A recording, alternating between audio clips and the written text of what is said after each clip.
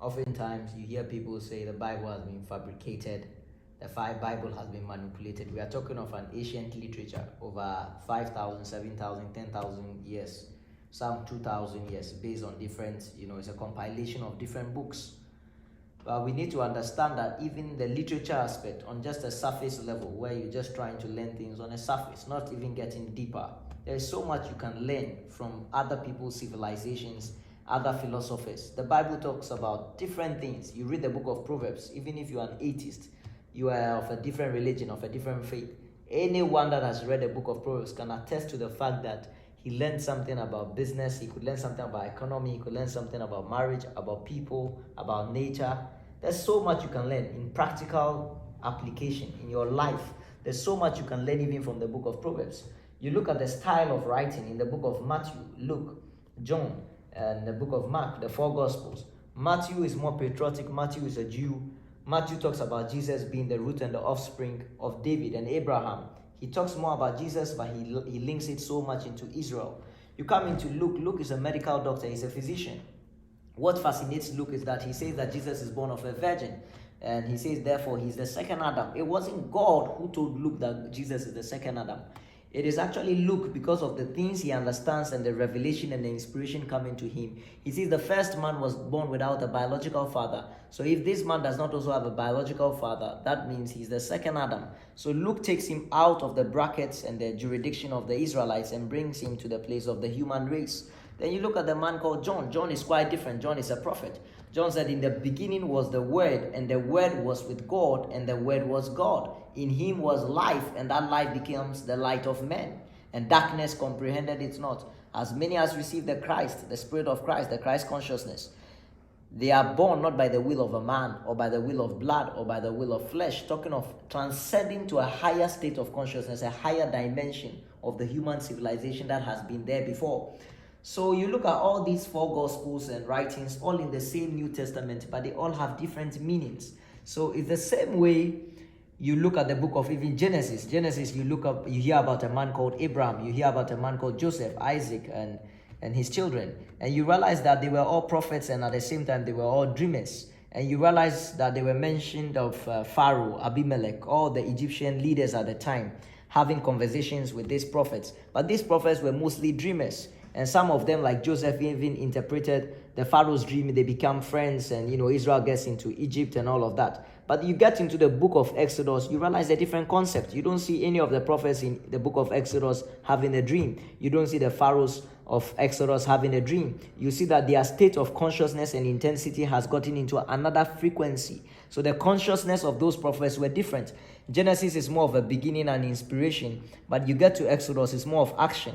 It's more of moving from captivity, oppression, and affliction into the promised land, where people are ready to take an action. They are ready to take a walk. They are ready to take some steps to come out of a 400-year slavery. So the prophet of Exodus is way different from the prophet of Genesis. But you ask yourself, what kind of authors put these things together? What is the style? What are they trying to teach us? How come the whole Genesis is more of prophets who are dreamers? And when you get into Exodus, it's more of prophets who have action.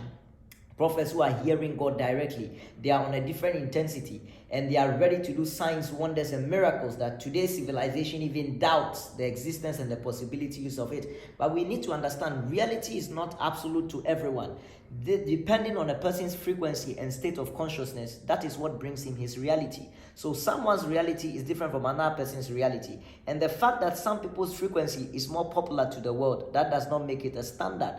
There are possibilities of a person to rise in a state of consciousness, to enter into higher sense of reasoning. You look at the man Daniel. In Daniel chapter 1 verse 17, it says Daniel understood all visions and dreams. But in Daniel chapter 2 verse 21, you hear Daniel saying that God changes the times and even the seasons. He removes a king and he sets up another king. He gives wisdom to the wise and knowledge to them that know understanding. In Daniel chapter 9, Daniel understood by the books of Jeremiah. Daniel is still seeking knowledge. Daniel is still seeking understanding. He's learning from a senior prophet called Jeremiah. In Daniel chapter 10, Daniel has purpose in his heart to gain understanding of a dream, a vision he had that he doesn't understand. And the scripture accounts that an angel manifested, but before the angel manifested on the 21st day, he was arrested by another angel of the prince of Persia. there was a blockade to the light, to the illumination, to the sense of reasoning, to the consciousness of Daniel. But after the whole warfare, when Angel Michael, another celestial being, comes to his aid, eventually the angel manifests to Daniel after 21 days and said, I have now come to give you understanding and skill. So there was a level of light that Daniel could only get when he indulged in prayer, when he indulged in fasting, because it opened certain gates and certain portals. There are some conversations you have with people today, they'll tell you, are you sure? Because their portals and gates are closed. So their level of reasoning is going to be shallow. But if they were able to activate other dimensions, you realize the light throwing into them. So that moves you from theory into practicals. So when you look at Moses, you look at Elijah, you look at Joseph. Joseph was a dreamer, but Elisha and Joseph, there are two different states of consciousness. Bible will think that they are all prophets, but they were operating with different intensities and different states of consciousness. Joseph is interpreting Pharaoh's dream. What was Pharaoh's dream? 7 slim cows come to swallow 7 fat cows. And Joseph says that means it's 7 years of famine coming to eat into 7 years of abundance. Now we are talking of political, economical stuff that people can learn from, anyone can learn from.